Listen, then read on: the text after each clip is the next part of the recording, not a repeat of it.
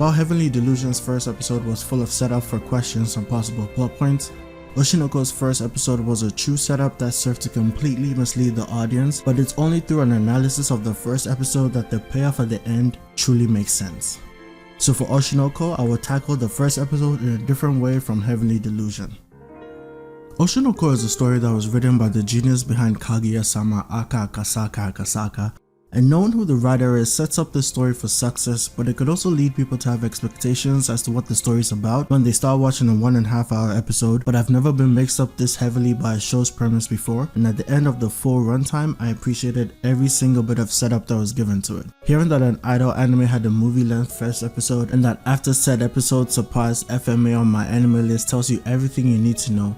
I thought it was overhyped, I thought no way it deserved such a long setup, but as I kept watching, I felt it was building up to something. I was laughing, I was jamming to the music, I was creeped out, then I got scared, and finally I got emotional. This is how you start a show that destroys everyone's preconceived notions of what it's going to be about.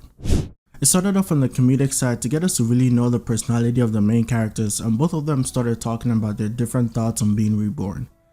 And just from that early scene, it starts to make you think about the circumstances that people are born in. The doctor, who lives a pretty chill life in the countryside, doesn't really see the value in being reborn and sees it as nonsense. Maybe because he's a scientist and there's no data backing up such claims, he can't really see it as anything more than a farce. Or maybe it's because he has no need for a new life while being perfectly content with his current one. But on the other hand, we have the brain tumor patient who is in love with idols and the idea of being a performer while she's plagued with mobility issues. So with her condition, she dreams of having a life made for her, one where you look like a celebrity and knew the right people. Basically to have the life everyone dreams of while you have the one that people pray against. もし芸能人の子供に生まれていたらって考えたことはない？容姿やコネクションを生まれた時から持ち合わせていたらって。But with this, the story just starts to sow seeds of rebirth in your mind slowly, and at this point, it wasn't very subtle anymore because a random guy in the hospital says if he dies at that moment, he can be reborn as an idol child. Not only does that hammer in the rebirth point, but it starts to slowly sow more seeds, but this time, of death. And as was already set up, the doctor died at the time of birth and he ended up being reborn. I guess his rebirth wasn't as much of a surprise as the tumor patient one was. The episode from here onwards was probably the reason it was made into a movie length. They had to go to great lengths to show us how Ai's life was going to be with her new family. And they did a great job of showing us how successful she was becoming.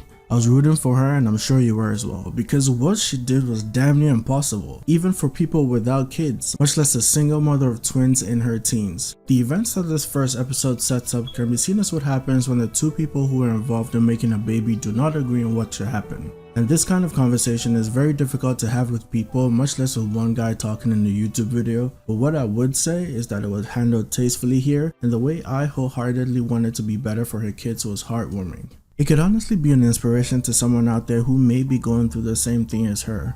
But there was always the fear of when we were going to see that stalker who killed the doctor again. Will he get caught? Did he already die? When will he show up again?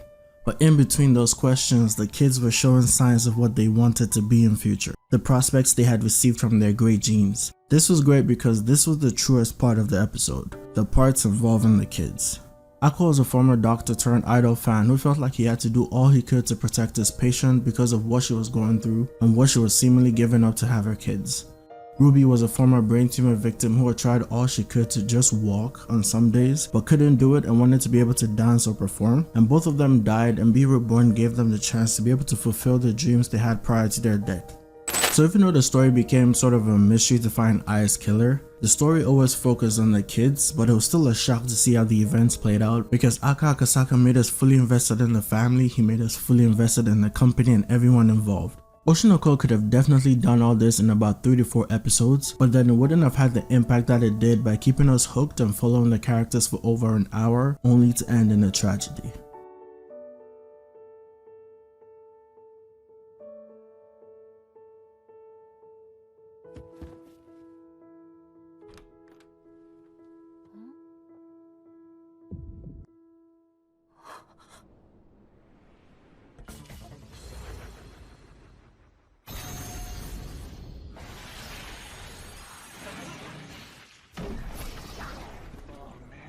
Tengoku Daimakyō on the other hand made me actively stop myself from watching the second episode because I wanted to make a lot of predictions and see if I could accurately get some right when I caught up. The feeling I got from this episode was akin to what the first episode of The Promised Neverland gave me, but it did it in a different way.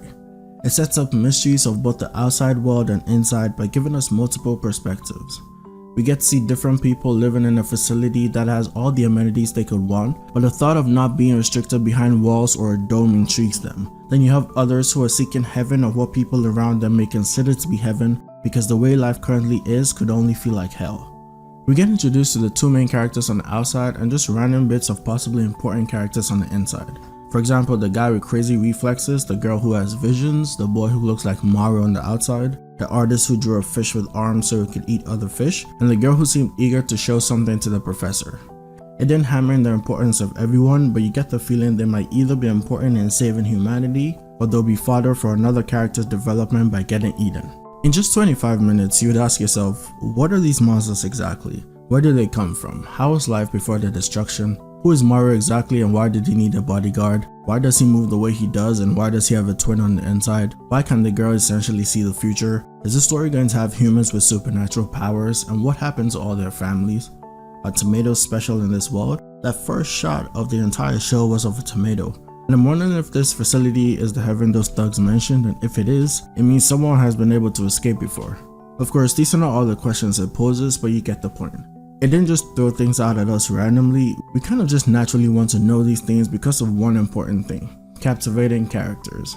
Nothing hurts a story more than the main characters you hate. Luckily, I liked these guys enough to care when they got seemingly drugged by the end. And after seeing how Oshinoko's first episode ended, you can see why I was worried. Another main draw for Tengoku Daimakyō was the animation and direction. This anime had some shots that had no reason being that good. I recently, a few months ago, started looking into cinematography and how to make or get the perfect shot, and there are some in here that are definitely done by someone who loves film. And now that one short fight fits in the same vein as the Mushoku Tensei water shot moment I mentioned in the beginning because it shows you what they can do. In like the first 30 seconds, we see some kids playing around and we get this kind of drone type shot that starts low on the ground and pans upwards to a girl that seems to just be observing the people below her, and at that moment someone calls her Mimihime, which if you know anything, Hime means princess, so that little detail of the girl with princess in her name looking over her quote subjects is pretty nice. That's how we essentially get introduced to the facility. For the characters on the outside, we get the shot of the pavement that mirrors any rundown neighborhood and two people with shoes that don't match their situation walk past the camera. Then we get a similar but different pan that goes towards us the viewer to a higher plane that has no one watching from above, probably to symbolize the lack of order in this world. That entire sequence towards the end of the episode with the old woman and her gun leading to the monster landing on the window was kinda crazy.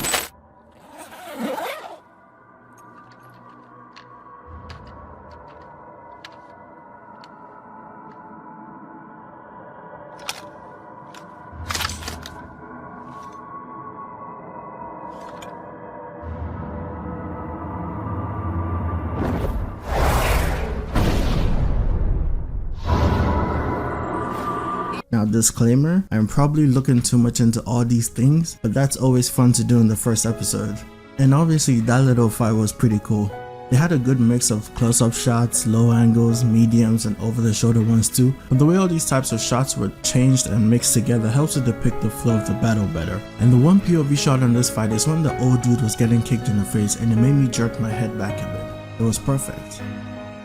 The first anime that introduced me to 3D movement and tracking in that way was Attack on Titan Junior High, and now I'm always actively looking forward to it. So obviously when the first fight happened, I had to know who was behind this, and Production I.G needs no introduction, and after finding out who the studio was, I needed to know who was behind the direction, because just good animation wasn't gonna cut it. The episode director was Hirotaka Mori, and apart from directing the first episode of Haikyuu, he worked on some stuff with Fate Apocrypha, which in some ways felt similar to this first episode. Not only did they get a good studio and an amazing director, they managed to get a music composer who worked on Chainsaw Man, Space Dandy, and Silent Voice. What's even more shocking is the source material for this anime has only 55 chapters, so they really bet all their marbles on the show. But if the rest of the show is anything like this introduction we got to it, then I'm glad to say that they have not wasted any bit of money that they spent making it. These two animes set the entire tone for the spring 2023 season, and I love that they held on to it. It didn't sort of fall off by the end. Like I said earlier, the first impression of any show or any person or thing in general is really important. And these two shows made the biggest first impressions. I'm gonna watch them and finish them, but I'm glad I finally got my thoughts off of how the first episodes made me feel. What do you guys think of how the shows are currently, or like how they end and how they started? And which other shows do you think have the best first episodes? Let me know. That's it for me today, and I'll see you all soon. Peace.